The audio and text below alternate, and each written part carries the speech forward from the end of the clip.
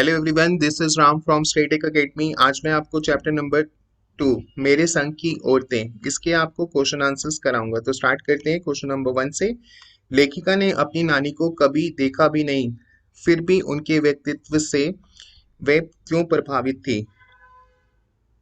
Students, जो लेखिका थी उनकी जो मदर थी, उन्होंने अपनी मदर के यानी कि लेखिका की वो नानी लगी, तो उन्होंने उनके बारे में लेखिका को बहुत सारी बातें बताई थी।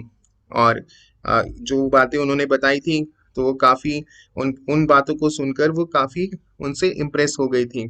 आप आपको इसके उत्तर में लिखना है इस तरह से। जो लेखिका हैं उनकी नानी की मृत्यु जो थी, उनकी माँ की शादी से पहले ही हो गई थी। जब उनकी जो लेखिका की मदर है, और जब उनकी शादी हुई तो उससे पहले ही उनकी नानी की मृत्यु हो चुकी थी। परंतु उनकी माँ के द्वारा उन्होंने नानी के विषय में बहुत कुछ सुन रखा था। जैसे मैंने बताया कि उनकी नानी के बारे में उनकी मदर ने ही उनको काफी बातें उनके बारे में बताई थी। और वो बातें क्या थी कि उनकी नानी जो थी वो शिक्षित स्त्री नहीं थी, यानी कि एजुकेटेड नहीं थी, पढ़ी लिखी नहीं थी। और पुराने जमाने में तो लड़कियों को पढ़ाया भी नहीं जाता था और घर के बाहर भी निकाला नहीं जाता था, और ना ही कभी पर्दा व घर के बाहर ही गई थी। परंतु इसके बावजूद भी उन्होंने बताया था कि वो एक स्वतंत्र व्यक्तित्व की स्वामिनी थी। यानी कि ऐसा नहीं था कि वो पढ़ी लिखी नहीं है, तो अ, या वो घर से बाहर नहीं जाती है तो उनकी पर्सनालिटी ऐसी ही होगी, मतलब एक नॉर्मल सी होगी। पर ऐसा नहीं था, वो एक काफी स्ट्रांग व्यक्तित्व था उनका। तो ये बात माँ ने लेखिका की माँ ने लेखिका को बताई थी। और इसके बाद आप इस तरह से लिखें, उनके मन में अब उनका जो पर्सनालिटी थी, व्यक्तित्व था, काफी अच्छा था, स्ट्रांग थी। जैसा भी हमने यहाँ पर पढ़ा, वह एक स्वतंत्र व्यक्तित्व की स्वामिनी थी। और ऐसा क्यों था? क्योंकि उनके मन में आजादी की लड़ाई करने वालों के लिए विशेष आदर था, जो स्वतंत्रता संग्रामी थे और जो आजादी की लड़ाई में जो उन्होंने लड़ाई लड़ी, उनके लिए वो उनकी काफी रिस्पेक्ट करती थी।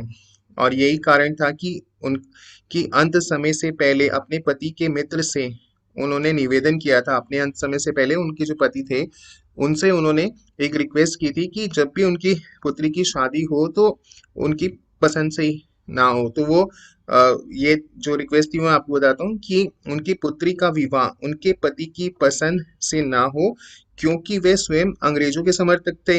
अब जो नानी के पति थे वो अंग्रेजों को सपोर्ट करते थे, और जो अंग्रेजों को सपोर्ट करेगा तो वो यही चाहेगा ना कि मेरी जो बेटी है, मैं उसकी शादी भी किसी अंग्रेज से करूं या ऐसे से करूं जो अंग्रेजों का सपोर्ट करता, उनका समर्थन करता। पर ये ऐसा तो बिल्कुल नहीं था, क्योंकि स्वतंत्रता संग्राम चल रहा था और वो तो आजादी की लड़ाई में जो लड़ रहे थे, उनके लिए तो नानी का बहुत ही उनके लिए वो रिस्पेक्ट करती थी, उनका विशेष आदर करती थी। वह अंग्रेजों के समर्थक थे, बल्कि उनके मित्र करवाएं।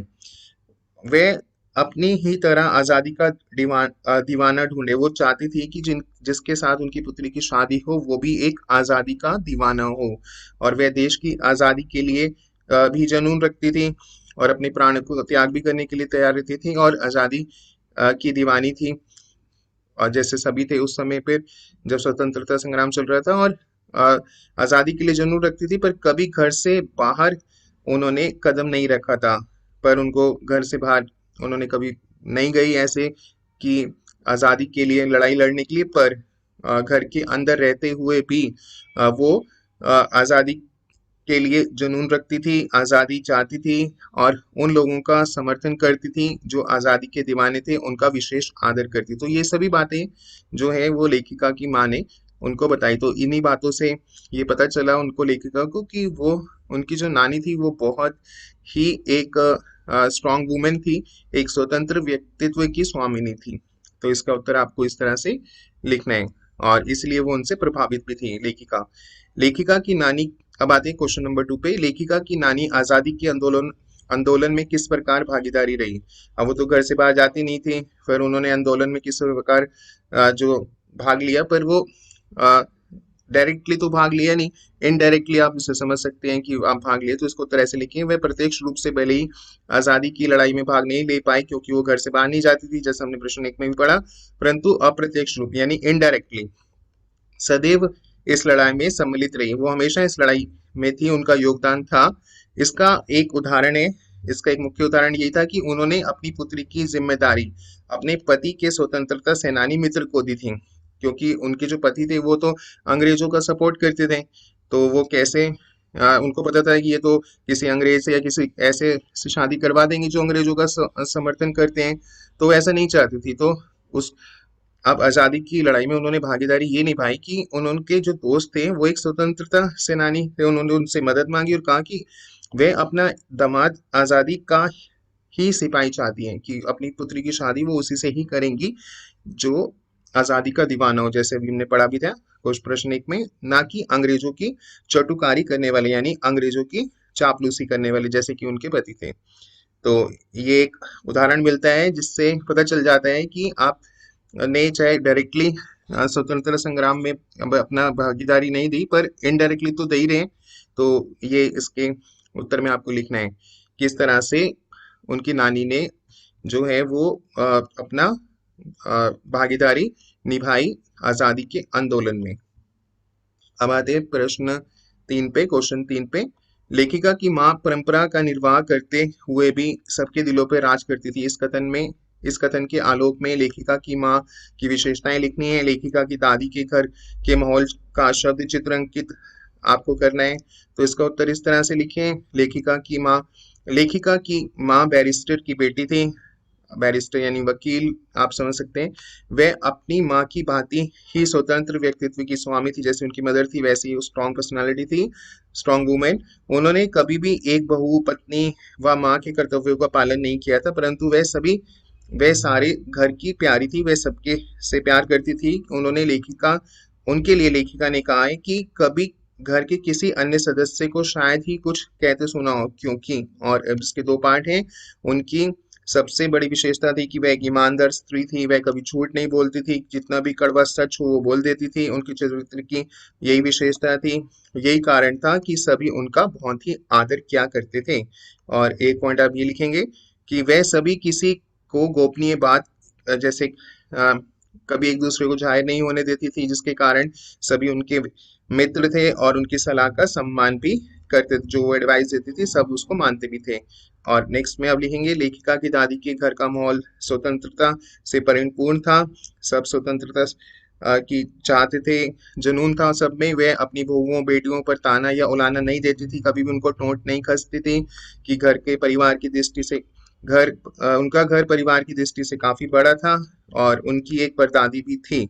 और उनके घर में सबको समान अधिकार था, ऐसे नहीं है कि बहू को अलग, पत्नी, सबको इक्वल राइट्स थे। और ताकि सब मिलजुल करें, कि कोई भी किसी को हीन भावना का शिकार ना हो। किसी से भी कोई सवाल जवाब नहीं किया करता था और उनका घर समय के परिवेश में सदा भिन्न था। उस समय में उनकी परदादी द्वारा लड़की मांगने से सब हैरान थे और उनकी दादी की भी यही इच्छा थी। तो ये आसान सा उत्तर था, आप इस तरह से लिख सकते हैं और समझ भी सकते हैं। अब आते हैं प्रश्न 4 पर। आप अपनी कल्पना से लिखिए कि परदादी के पोतों के लिए बच्चे के रूप में लड़की पैदा होने की मन्नत क्यों मांगी। और इसका उत्तर है कि उनकी दादी जो थी भिन्न स्वभाव की स्वामिनी थी। लेखिका के अनुसार उनकी दादी लोगों के विपरीत चला करती थी। कई लोग होते हैं जो लाइन से अलग चलते हैं, विपरीत चलते हैं, और सदैव लीक से हटकर बातें करती थी।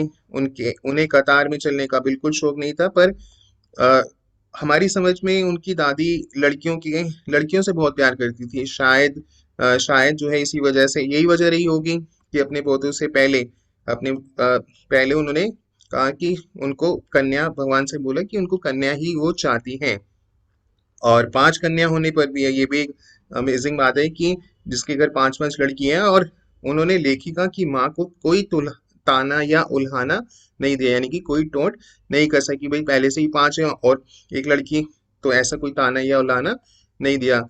तो पहले जमाने में तो अगर लड़की हो जाती थी तो लोग, पहली लड़की हो जाती थी तो ताने देते, भाई अब लड़की होगी, फिर दूसरी लड़की, तीसरी लड़की, कुछ बहुत ताने दिया करते थे, पर उन्होंने ऐसा नहीं किया। अब आते हैं प्रश्न 5 पे। डराने, धमकाने, उपदेश देने या दबाव डालने की जगह सहजता से किसी को भी सही राह पर लाया जा सकता है। अगर आप किसी को डराओगे, धमकाओगे, लेक्चर दोगे या उस पर प्रेशर डालोगे, तो अ, डालने की जगह अगर आप उसको नॉर्मल बिहेवियर से भी आप उसको ठीक कर सकते हैं, उसको सही मार्ग पर ला सकते हैं। तो पाठ के आधार पर इस तर्क पाठ के आधार पर तर्क सहित उत्तर दीजिए। और उसका एक उदाहरण है कि एक बार लेखिका के अनुसार एक बार उनके घर में चोर घुस गया था, और उस पर चोर की ही बदकिस्मती कि वह लेखिका के घर लेखिका की दादी माँ के कमरे में घुस आया। और जब वो लेखिका की दादी माँ के कमरे में घुस आया तो वो दादी माँ को पता था ये तो चोर है, रात को चोरियां आ रहे हैं। दादी माँ ये जानते हुए भी कि वह चोर है, तो उससे वो डरी नहीं, ना उसे वो डराया। जैसे आपके घर अगर कोई चोर हो तो हम उसको बोलते चल भाग, उसे डराएंगे, डंडे से दिखाएंगे, मारेंगे या उसके ऊपर दबाव डालेंगे। तो उन्होंने ऐसा नहीं किया, उसकी दादी ना डराया ना धमकाया, बल्कि सहजतापूर्ण उसे सुधार दिया। कैसे सुधार दिया? उस उन्होंने उनको पानी भी पिलाया, अपने हाथ से उनको पानी पिलाया, और उसी लोटे से पानी पीकर उसे अपना बेटा बना लिया। और ये देखकर चोर का मन पसीज गया, और उसके परिणाम ये इसका परिणाम यह हुआ कि उसने जीवन भर कभी चोरी नहीं की। चोर ने चोरी करना छोड़कर खेती बाड़ी करना शुरू कर दिया और अपना जीवन यापन किया। तो ये एक उदाहरण है कि आप किसी को भी डरा धमका कर या दबाव से आप उसको ठीक नहीं कर सकते। अगर आप उसे प्यार से ठीक करेंगे तो वो बहुत जल्दी ठीक हो जाएगा। और आज हमने 5 प्रश्न कर लिए, और अब नेक्स्ट मैं आपको आगे अगली क्लास में कराऊंगा। उसका लिंक आपको डिस्क्रिप्शन बॉक्स में मिल जाएगा, इस प्लेलिस्ट का लिंक। आज हमने पार्ट 2 की किए, पार्ट 1 ऑलरेडी हो चुका है। लिंक डिस्क्रिप्शन बॉक्स में, वहां से आप पढ़ सकते हैं और अच्छे मार्क्स ला सकते हैं। समझ आया आज जो हमने पढ़ाया आपको? तो वीडियो को लाइक करना, चैनल को भी सब्सक्राइब करना, बेल आइकन को भी हिट करना, अपने फ्रेंड्स को भी जरूर शेयर करना। Bye and have a good day.